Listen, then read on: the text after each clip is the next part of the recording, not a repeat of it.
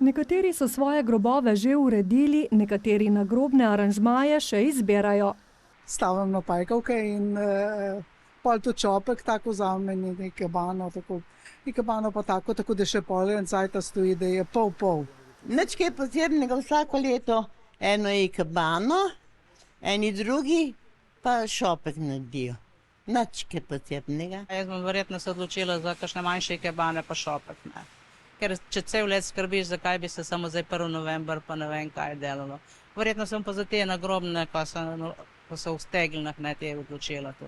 V eni izmed novomeških vrtnarij pravijo, da gredo v promet najbolj krizanteme. To so velikocvetne krizanteme, pingponkice, pajkovke, marjetice. To se še vedno ljudje zelo radi poslužujejo, vedno več jih prodamo, tako da se ljudje vedno več vračajo nazaj na te trende, ki so bili včasih tudi, ne.